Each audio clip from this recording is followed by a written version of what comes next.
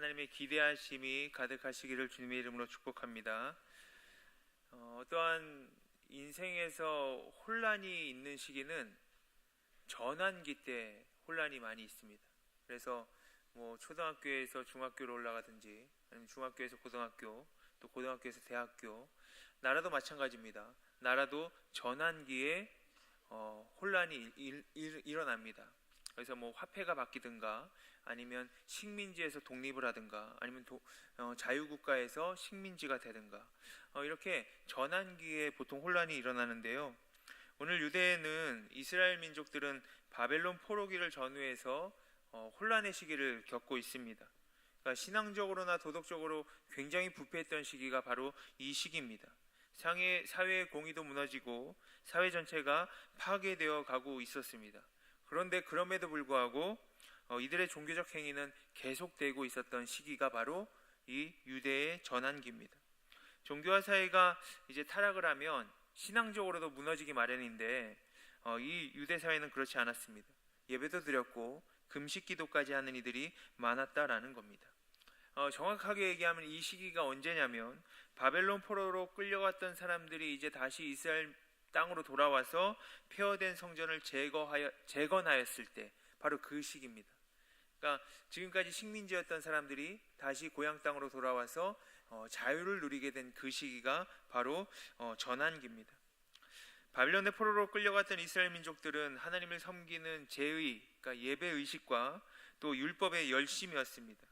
그래서 원래 포로기 이후에 유대인들이 전통적으로 금식일을 1년에 한 번 대속죄일날 금식 기도를 했었는데 이 시기에는 4일을 이제 금식 기도를 하는 겁니다. 그러니까 유대력 7월 10일 이 하루 대속죄일 하루에다가 3일을 더 보태서 1년에 4일을 금식 기도를 하는 겁니다. 실제로 이렇게 금식 횟수의 증가는 왜 그러냐면 이 사람들이 이제 다시 고향 땅으로 돌아와서 성전을 재건하고 이제 신앙적으로 다시 한번 회복하자라는 그런 의미에서 이제 그 금식의 일을 늘려버린 겁니다. 그러니까 민족의 여호와 신앙이 흔들리고 있는 과정에서 어떻게 지푸라기 하나 붙잡는 그 마음으로 금식의 일수를 늘려나가는 것, 이렇게 좀 다행스러운 일이다라고 볼 수가 있습니다. 그런데 오늘 하나님께서는요, 이사야 선지자를 통해서 이런 신앙적 행위에 대해서 우리에게 다시 한번 알려주는 말씀이 있습니다. 이것은 하나님이 기뻐하시는 삶이라는 것은 종교적 의식엔만 달려있지는 않다라는 것입니다. 우리도 오늘 하나님께 영광을 돌리고 신앙생활을 잘하기 위해서 이 거룩한 교회에 모였습니다. 그러면 과연 우리가 어떻게 하는 것이 하나님께 정말 영광 돌리는 것일까? 어떻게 하는 것이 정말 믿음 생활을 잘하는 것일까?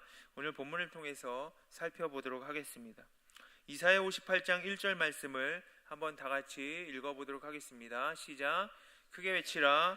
목소리를 아끼지 말라. 내 목소리를 나팔같이 높여 내 백성에게 그들의 허물을, 야곱의 집에 그들의 죄를 알리라. 아멘. 그러니까 하나님께서 이사야 선지자에게 이렇게 외치는 거예요. 주저하지 말고 외치라라는 겁니다.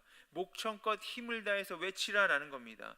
내 백성이 나를 배반하고 나를에게 범죄했으니 이 사실을 야곱의 후손들에게 알려주라라고 이사야 선지자를 통해서 하나님께서는 말씀하고 있습니다. 그러니까 이 당시의 백성은요, 그들 스스로가 정직하고 올바르게 살아간다고 착각하고 있었습니다. 그래서 내가 정직하고 올바르게 살고 또 금식 기도도 많이 하니까 하나님께서 그들을 잘 보살펴 주실 거야 라고 그런 마음을 갖고 있었어요. 그런데 이들이 큰 고통을 당하게 되자 하나님 원망하는 겁니다. 그러니까 하나님께서는 속 얘기를 하시는 거예요.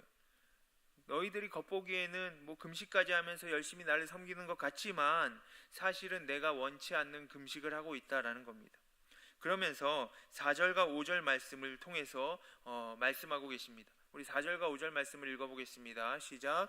보라, 너희가 금식하면서 논쟁하며 다투며 악한 주먹으로 치는도다.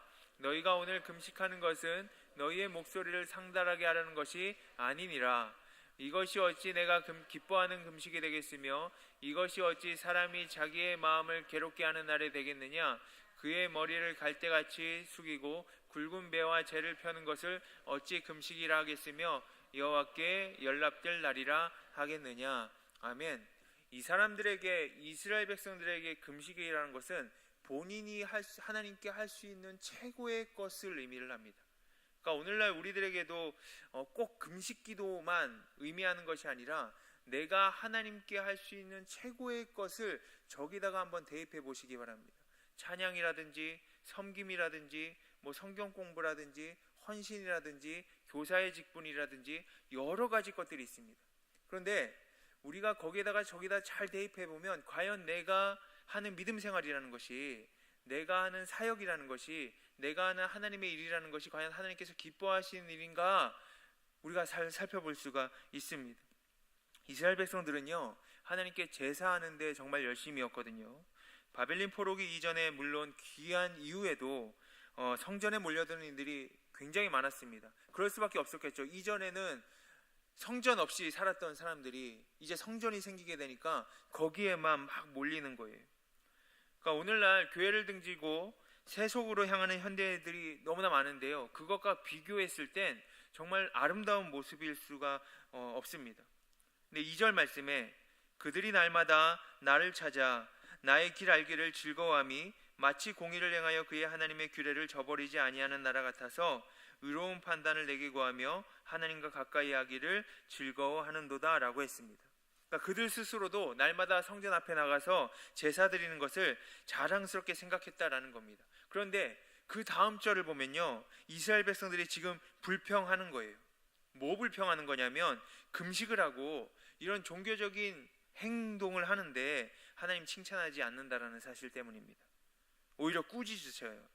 왜 하나님이 이스라엘 백성들을 꾸짖으시냐 하면 이것 때문이에요. 우리가 금식하되 어찌하여 주께서 보지 아니하시오며 우리가 마음을 괴롭게 하되 어찌하여 주께서 알아주지 아니하시나이까. 하나님, 제가 교회 나오는데, 하나님 제가 예배하는데, 하나님 제가 하나님의 일을 하는데, 하나님 제가 이런 봉사를 하는데 하나님 왜 저 안 알아주십니까? 하나님 왜 저 칭찬 안 해주세요? 이거 똑같은 얘기죠. 그러면서 금식이라는 것이 무엇입니까? 하나님의 뜻을 즐거워하고 하나님의 기뻐하심을 소원하는 것인데 3절 말씀을 통해서 하나님께서는 뭐라고 얘기하시냐면 금식하면서 너희들 좋은 것만 하고 있지 않느냐라고 그렇게 물어보시는 거예요.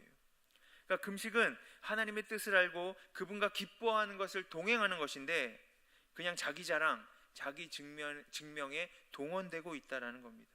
그러면서 남에게 온갖 것을 시키고 있다라고 기록하고 있습니다.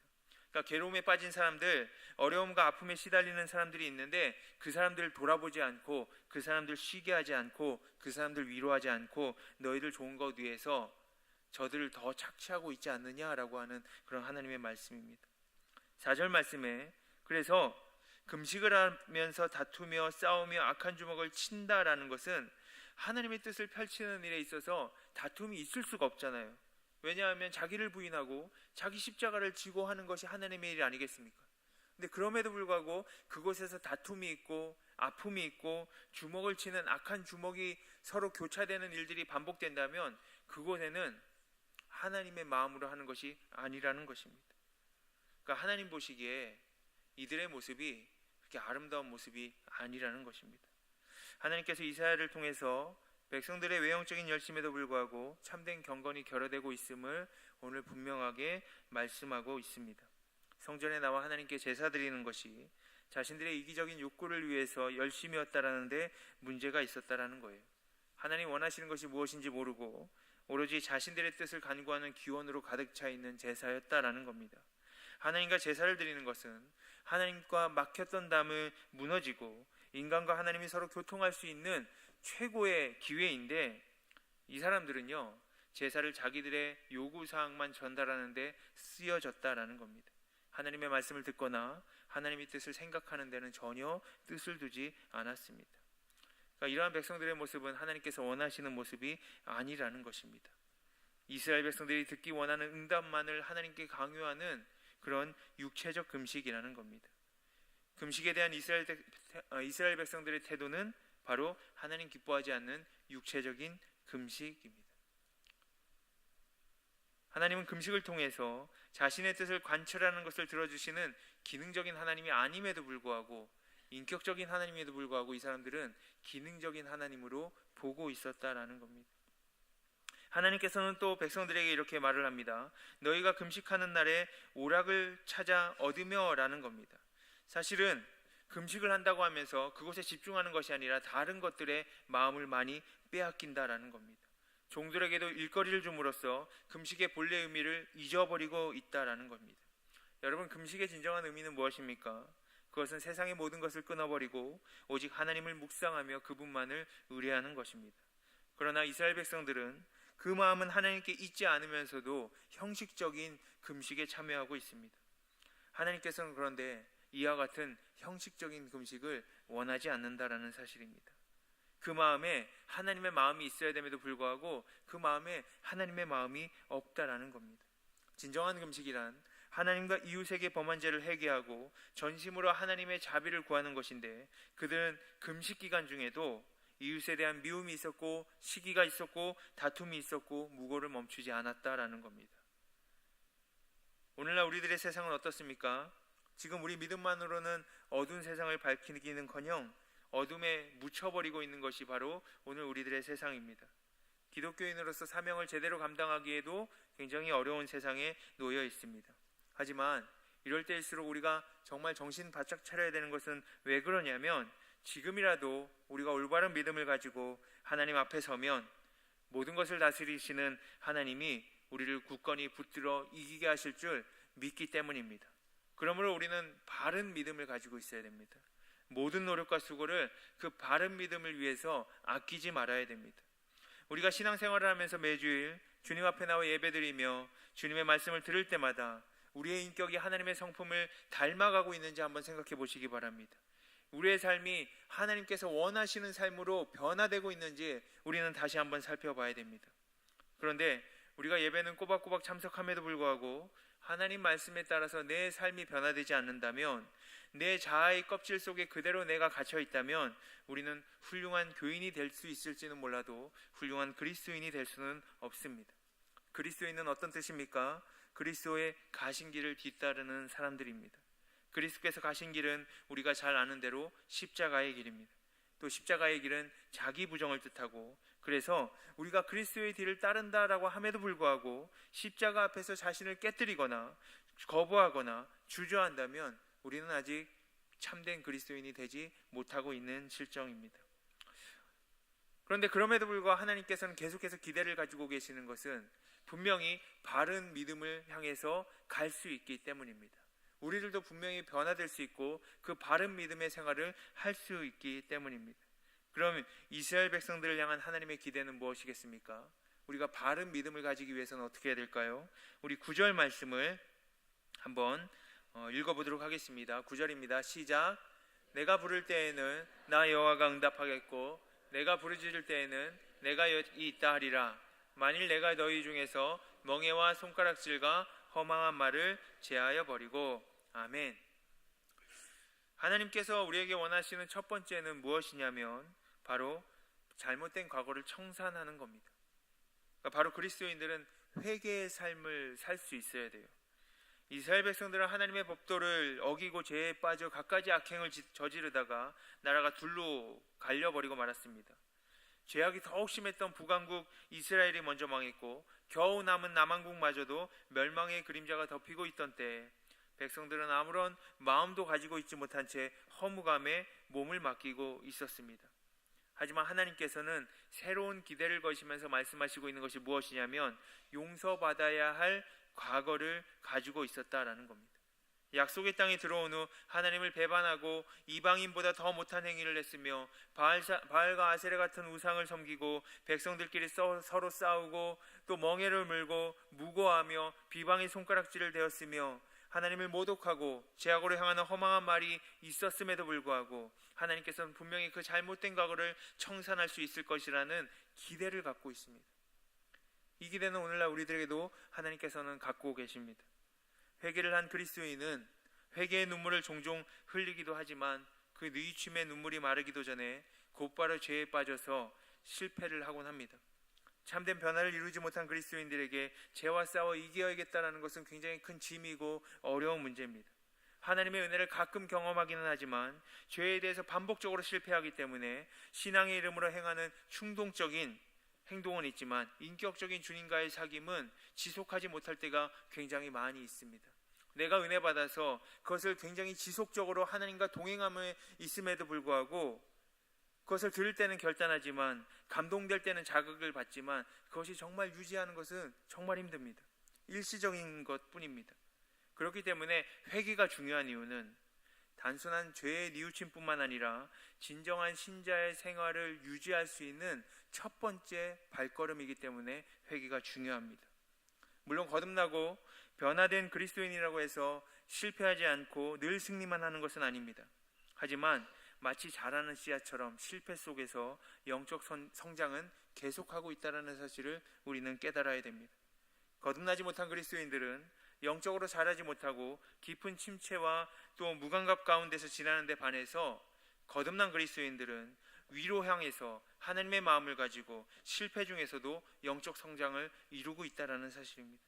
여러분, 하나님이 이스라엘 백성들을 믿음으로 구원하셨습니까? 행위로 구원하셨습니까? 믿음으로 구원하셨습니다. 이스라엘 백성들이 구원을 얻었을 때 한 일이라고는 하나도 없어요. 홍해가 갈라지도록 그들의 한 일이라고는 하나도 없습니다. 그들은 단지 믿음밖에 없었습니다. 믿음으로 홍해를 건넜고요, 애굽으로 나온 것도 하나님이 하신 일이고 홍해를 가른 것도 하나님이 하신 일이었습니다. 그들은 그냥 믿기만 했습니다. 마찬가지입니다. 우리가 구원을 얻기 위해서 할 수 있는 일이라고는 한 가지도 없습니다. 회개를 해야만 구원을 얻는 것은 아닙니다. 이것이 우리에게 큰 오해로 다가오고 있는 겁니다. 꼭 회개를 해야만 구원을 얻는 것은 아닙니다. 회개를 해야만 성령을 받는 것은 아닙니다. 하나님은 우리를 구원시키기 위해서 회개를 전제 조건으로 다니시는 분이 아니십니다. 구원은 예수 그리스도를 믿음으로 얻는 것입니다. 그리고 회개는 그 증거라는 겁니다. 회개는 예수를 믿고 말씀을 듣고 깨달아서 이루어지는 것이 회개입니다. 그렇기 때문에 회개는 예수를 믿지 않는 사람들이 하는 것이 아니라 복음을 들은 저와 여러분들이 할 수 있는 겁니다. 아프리카 콩고에 웬바라는 마을이 있습니다. 어느 날 사람들이 모여서 기도하는데 두 여인의 마음에 성령님께서 강하게 역사하셨대요. 그 결과 성령의 빛이 자기들의 삶에 강하게 비춰짐을 통해서 자기들이 미처 알지 못하는 자기들의 죄를 낱낱이 보게 되었습니다. 그 가운데 한 여인이 교회에서 봉사를 제일 많이 하는 사람이었는데 그 여인이 이제 일어나서 이렇게 얘기를 하는 겁니다. 오늘날 우리나라 말로 말하면 교회에 성미 한 자루를 몰래 갖다 쓴 것이 마음에 걸려서 쌀 한 자루를 교회에 가지고 와서 회중들 앞에서 회개하는 겁니다. 저는 이 쌀을 교회에서 쓰여져야 할 것인데 제가 갖다 썼습니다. 저를 용서해 주십시오. 그랬더니 또 한 여인이 성도들 앞에 나가서 회개하는 겁니다. 저는 남의 집에서 일하는 사람입니다. 그런데 주인집 계란 한 줄을 주인에게 말하지 않고 가져온 적이 있습니다. 그것을 회개합니다. 그 얘기를 듣자 어느 남자 한 교인이 회개합니다. 나는 오래전 어떤 선교사 집에 갔습니다. 돌아오면서 그 선교사에게 이야기하지 않고 성경 한 권을 그냥 들고 나왔습니다. 그것을 다시 돌려드립니다. 나의 죄를 고백합니다. 이렇게 진실한 자신의 허물에 대한 회개가 계속되자 놀라운 기적이 일어나서 그 웬바 마을 전체가 주님 앞으로 돌아오는 역사가 있었다라는 겁니다. 근데 이와 똑같은 사건이 우리나라에도 있었습니다. 1907년에 대부흥운동이 일어났는데 이 부흥운동의 첫 번째 출발이 바로 회개였다라는 겁니다. 미국의 남감리교 선교사였던 하디 목사님이 자기의 무력함을 고백하면서 회개의 기도를 드렸습니다. 근데 이 회개가 한국 교인들에게 울림으로 다가왔다라는 겁니다. 그 이후에 1907년 1월 6일부터 10일 동안 평양 장대현 교회에서 사경회가 열렸는데 그 교회 모든 성도들에게 회개의 영이 임했습니다. 개인의 내면적인 죄뿐만이 아니라 도덕적으로 이웃에게 피해를 입힌 행위에 대해서도 뉘우침과 용서를 비는 회개운동이 일어났습니다. 길선주 목사님도 회개를 했습니다. 기록된 것을 보면 이렇게 표현하고 있습니다. 내가 죽일 놈입니다. 내가 죄인입니다. 장로로 헌신할 때 내 친구가 죽으면서 자기 재산을 맡기면서 잘 관리해서 가족들을 돌봐달라고 부탁했는데 내가 몰래 땅을 몇마지게 팔아먹어버렸습니다. 내가 도둑놈입니다.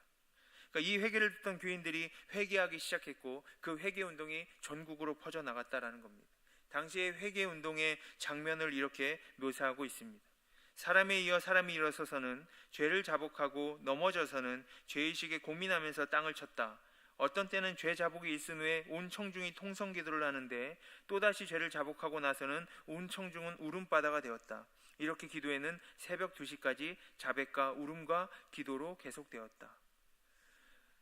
이 사람들이 주께 돌아올 수 있었던 이유는 그들의 마음 가운데 하나님의 복음이 굉장히 열정적으로 임했고, 그리고 나서 더한 것은 그들이 그들의 죄를, 과거를 청산할 수 있는 회개를 했다라는 겁니다.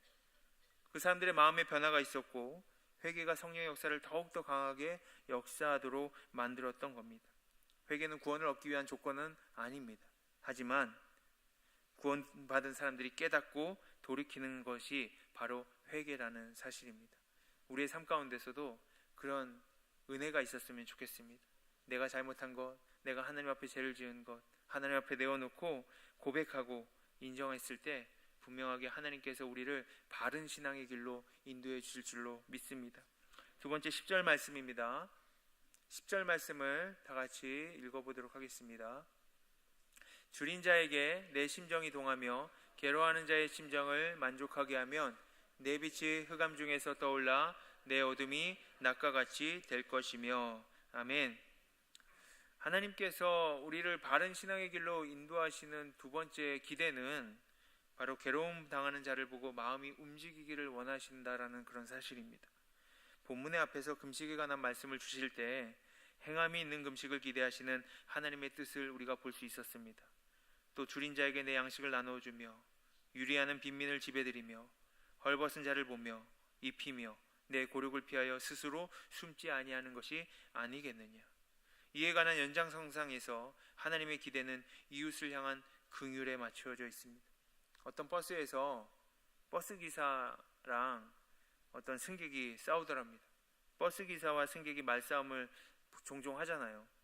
근데 버스기사와 역시 그 또래쯤으로 보이는 승객 한 명이 막 욕하면서 말싸움을 하는 거예요. 그러던 중에 승객이 버스기사의 마음에 정말 대못을 받는 한마디를 하는 거예요. 여러분 뭔지 아시겠어요? 넌 평생 버스기사나 해라, 이렇게 얘기를 했던 겁니다. 그러니까 다른 승객들이 버스기사가 졌다 이렇게 생각을 했습니다. 그때 순간 버스기사 아저씨가 이렇게 말했습니다. 에라, 넌 평생 버스나 타고 다녀라. 그러니까 우리의 마음 가운데 줄인 자와 괴로움 당하는 자를 보면서 마음이 움직이지 않는 사람이라면 하나님의 기대에 벗어났다. 다시 얘기하면 다른 사람을 존귀하게 여길 수 있어야 된다라는 그런 말씀입니다. 새로운 이스라엘, 이 수행해야 할 적극적인 과제가 바로 이것이라는 겁니다. 앞으로 오실 메시아가 세우실 가장 큰 행실의 규범도 바로 이것이라는 겁니다.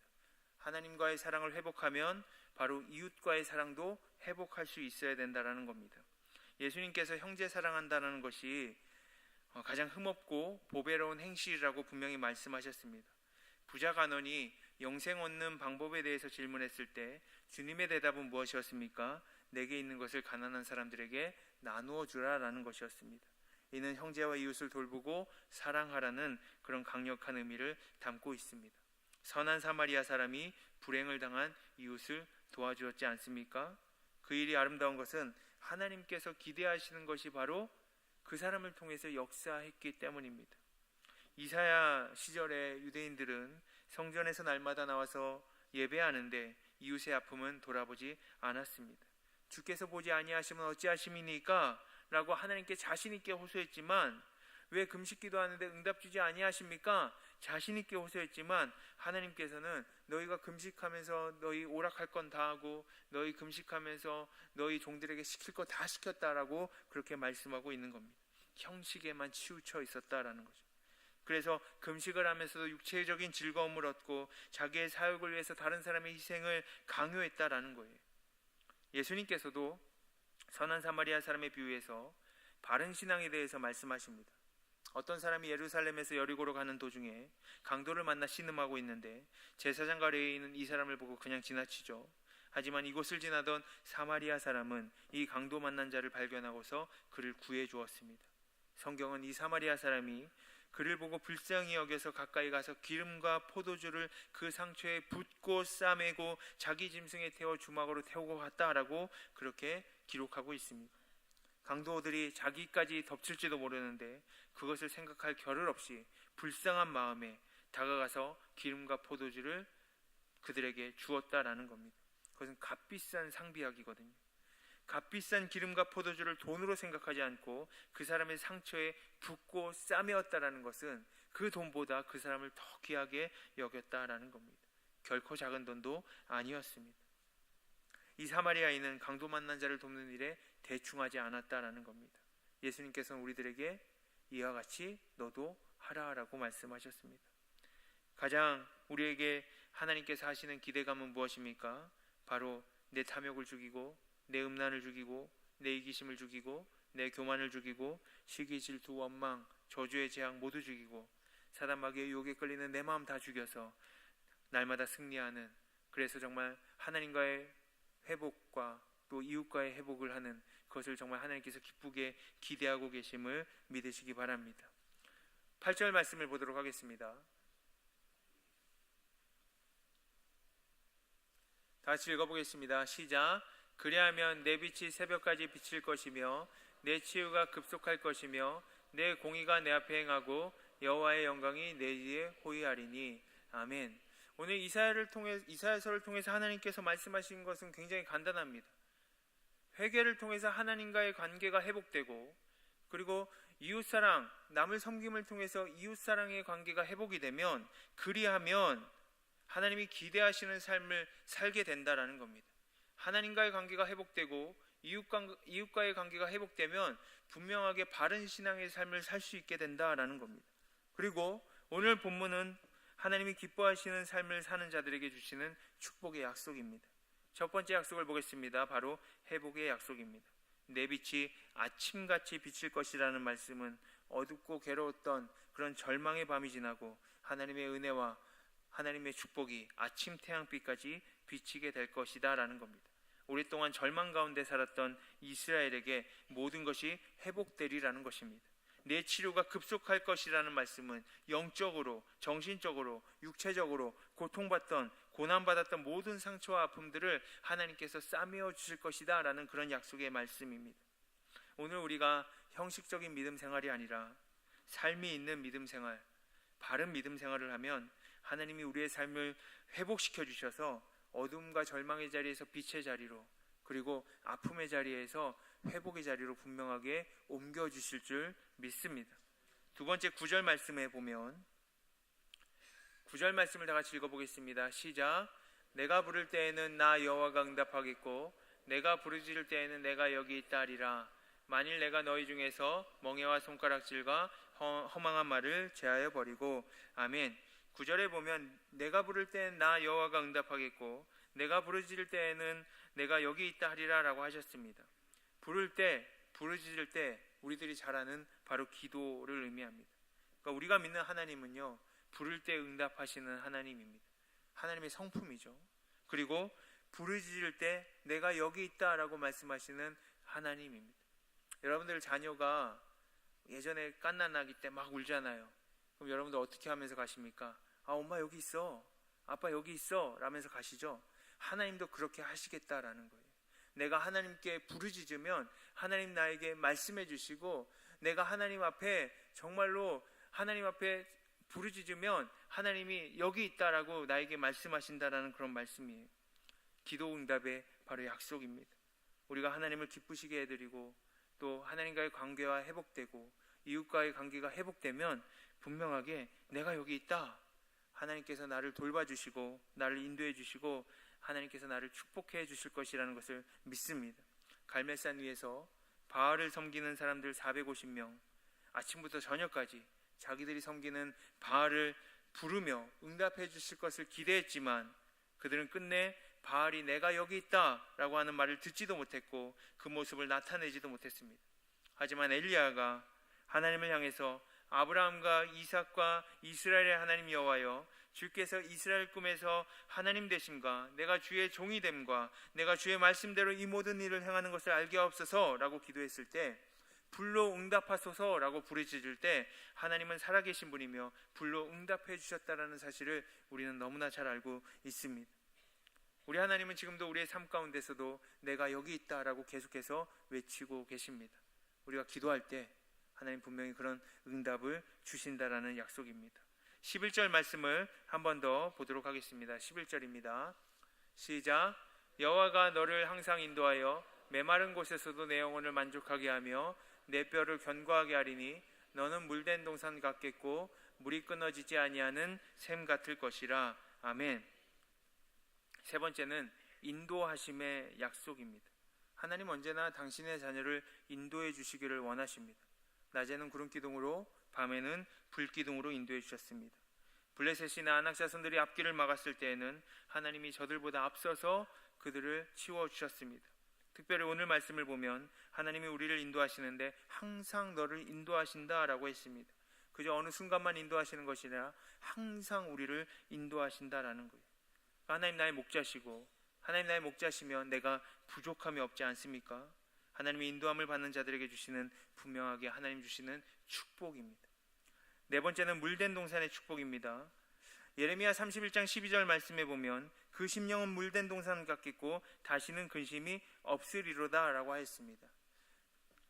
당시 나라가 망하고 백성들이 포로로 붙들려가며 사방에 흩어졌던 이스라엘은 마치 물이 마른 동산과 같았습니다. 하지만 하나님께서 메마른 동산에 물을 대시듯 새로운 은혜를 부어주심으로써 이스라엘의 풍요한 삶을 말씀하고 있습니다. 한마디로 요약하면 예레미야 31장 13절 말씀에 이렇게 말씀합니다. 마른 동산에 물을 대면 이루어지는 일들입니다. 그때 처녀는 춤을 추며 즐거워하겠고 청년과 노인과 함께 즐거워하리니 내가 그들의 슬픔을 돌이켜 즐겁게 하며 그들을 위로하며 조심한 후에 기쁨을 얻게 할 것임이니라 라고 했습니다. 이 말씀을 한마디로 요약하면 물된 동산에서 기쁨의 축제가 벌어진다라는 겁니다. 끊어지지 않는 샘과 같다라는 겁니다. 이스라엘의 범죄로 인해서 하나님의 은혜의 샘물이 말라버렸음에도 불구하고 하나님께서 그들에게 샘을 대주셔서, 물을 대주셔서 그들이 영원히 끊어지지 않는 동산과 같이 된다라는 그런 약속입니다. 요한복음에 보면 수가성 여인의 삶이 있습니다. 공동의 우물, 조상 전례의 우물, 그 우물을 기르러 다니는 한 여인이 있습니다. 그 여인은 남편이 몇 명 있는지 모릅니다. 5이라고는 하지만 지금의 남편이 아니라고 하잖아요. 남들이 나오지 않는 그런 중동의 떼약볕에서 물을 기를 수밖에 없는 그 여인의 처지입니다. 근데 예수님 말씀하시죠. 내가 주는 물을 먹는 자는 영원히 목마르지 아니하리니 나의 주는 물은 그 속에서 영생하도록 솟아나는 샘물이 되리리라. 아멘. 우리의 물된 동산의 물의 근원은 누구인가? 바로 예수님이라는 사실입니다. 그래서 우리가 예수님의 마음을 품고 살면 바른 신앙을 갖게 되는 것이고, 바른 신앙을 갖게 되면 예수님이 우리의 생명샘 가운데 물을 대주셔서 그 안에 하나님의 은혜가 끊어지지 않고 하나님의 축복이 끊어지지 않는 그런 은혜의 시간이 계속된다라는 말씀입니다. 사랑하는 성도 여러분, 말씀을 마칩니다. 하나님께서 우리에게 어떤 기대를 가지고 계실까? 선생님은 학생들에게 기대를 갖고 계십니다. 저 학생은 어디까지 갈 수 있다. 저 학생은 어디까지 할 수 있다. 이런 기대를 갖고 있습니다. 그리고 가르쳐 주시고 인도해 주시고 도와주십니다. 하나님도 마찬가지입니다. 하나님도 우리에게 기대가 있습니다. 바른 신앙의 길을 가는 성도들, 그리고 믿음의 길을 걷는 성도들, 믿음의 삶을 사는 하나님의 자녀들, 그 삶에 대한 하나님의 기대가 있습니다. 오늘 우리가 마음을 가다듬고 하나님 앞에 그 기대를 충족하는 저와 여러분들 됐으면 좋겠습니다. 자녀가 부모의 기대를 채우면 얼마나 부모가 기쁘겠습니까? 제자가 선생님의 기대를 채우면 선생님은 얼마나 기쁘겠습니까? 우리가 하나님의 기대를 채우면 얼마나 하나님께서는 기쁘시겠습니까? 창조주 하나님께서는 우리의 기대를 따라 계속해서 새 일을 행하시는 분이십니다.